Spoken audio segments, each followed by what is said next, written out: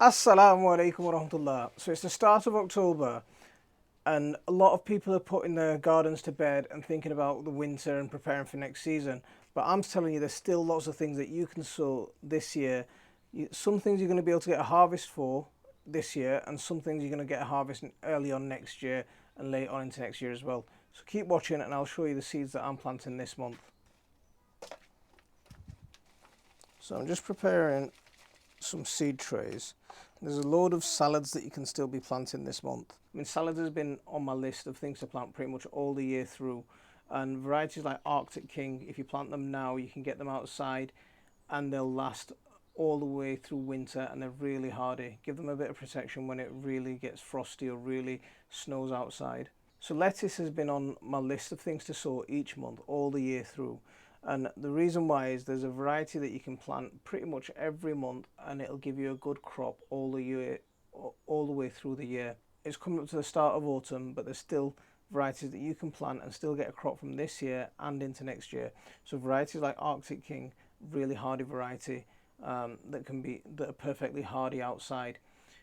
Other varieties, the loose leaf types, the cost types, they'll do well inside a greenhouse under a little bit of protection, so you can still get those sown and get them growing. But other salads as well. I mean, this is a tray of pak choi, and I'm going to get these sown into my greenhouse underneath my chili plants and stuff, and these will provide me a harvest all the way through the year.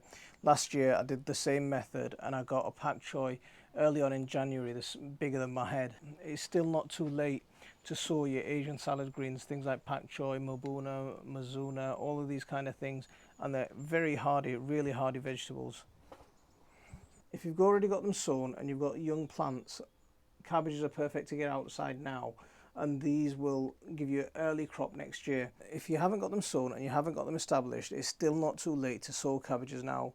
You can still sow varieties like cabbage all the year round, and you can add cauliflowers into the mix as well, and you can sow varieties like snowball, and these will give you a really good crop early next year.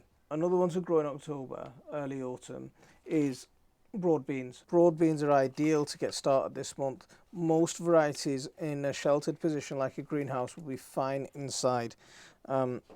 So don't worry about the variety if you're growing them in a greenhouse or in a sheltered position. And these loo roll middles are absolutely ideal for sowing your broad beans in. And it's still not too late to sow broad beans outside. The ground's still warm, it hasn't frozen yet. There's good germination rates that you're still going to get outside. And this is what I've got here. I've got broad beans sown outside. They're serving two purposes. They're going to protect my soil because they're going to give the soil a ground cover. They're going to fix nitrogen, and they're going to give me a crop of broad beans really early next year. While a lot of people are still going to be sowing the broad beans, if you sow them now, you're going to get a harvest really early, so get them sown. And another legume that overwinters really well are peas. I mean, peas are really good to sow now, and you can grow them outside and give them a little protection when it's really cold and really snowy and really frosty, so the plants don't break and get damaged. But you can get them sown now, and you can get a really early crop of those next year.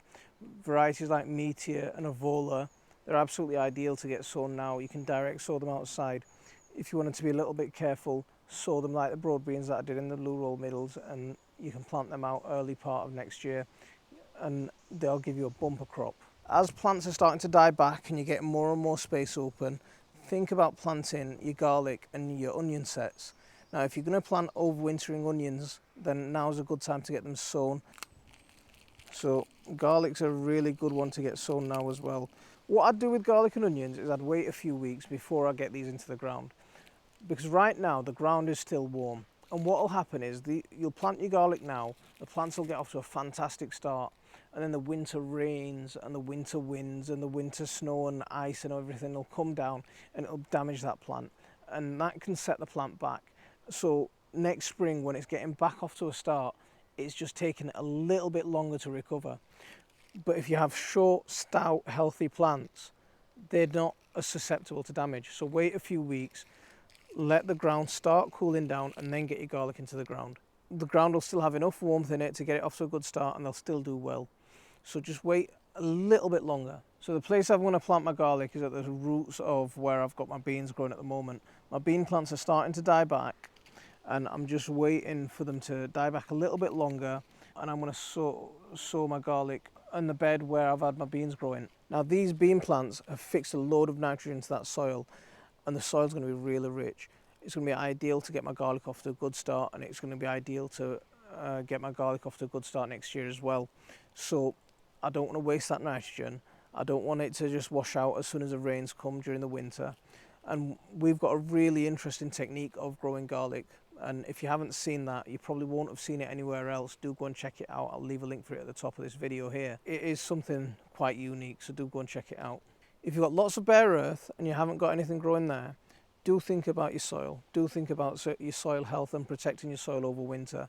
And the best way to do that is getting cover crops established. Here I've got a load of mustard growing, and this is going to be overwintering mustard, and what I've done is I've undersowed my squash plants with this. The squash plants will start dying back pretty soon, and the mustard will just take over, and it'll just keep this bed protected all winter. So mustard can affect your crop rotation, especially if you grow, because it's a brassica, and especially if you're going to be thinking about growing brassicas next year. But here's one that I've got growing, and it's winter rye. And this rye will put on loads of biomass, and it'll be perfect for next year, and it won't affect any sort of crop rotation considerations that you might have. So do think about your soil and your soil life and get those cover crops sown. I've done a really interesting video on cover crops, on why I grow cover crops and reasons to grow cover crops. Do go and check it out up here. And I've also done a series of videos on how to use cover crops in a no-dig system. Do go and check those out. They're really informative. There's also lots of herbs that you can still plant at this time of year and get them sown. If you sow them in trays like this, you can grow coriander all the way through the year. I've shown you in a video on how to plant coriander all the way from seed to harvest, how I get them germinated, how I pot them on, and how I get them growing all the way through to harvest. So do go and check that out. It's probably the best video you'll see on coriander growing anywhere, and I don't make that claim lightly. And all of the things that I've shown so far are things that you can grow without much equipment. But if you have got some equipment, then I'm going to show you a couple of bonus plants as well. Towards the end of this month, if you fancy growing some giant onions or some giant vegetables, towards the end of this month is a good time to get growing. And I'm going to have a go this year at growing some giant onions, so we'll see, you can see my progress on them. So back here, I've got lots of chilies still going really strong. I've got my chocolate habaneros. I've got some yellow habaneros back here. These look absolutely beautiful. And I've got some naga back here as well. And these are really doing nice. And in my other greenhouse, I've got so many nagas and so many chilies that are ripening or ripened, and it's going to be an absolutely epic harvest this year. If you've got the equipment, then it's a good time to get chilies and your nagas and all your peppers planted now. It's still light enough, it's still warm enough to get the seeds sown. If it starts getting a little bit cooler, you might need a heated propagator to get them started.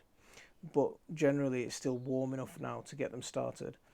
And then you can overwinter them in your house as young seedlings and young plants, and they'll do really well. I mean, I like to start my chilies well before the year's out anyway. It's a little bit early, but this is a bonus one that you can have a go at if you really fancy it and if you're really enthusiastic and you've got the equipment for it. So before I go, don't forget to hit that like and subscribe for regular updates. Make sure you leave a comment and let me know what you're growing this year as well. I also make videos on Patreon, so if you want to support this channel, that's a really good way of supporting this channel. I'll leave it there for this one. Assalamu alaikum wa rahmatullah.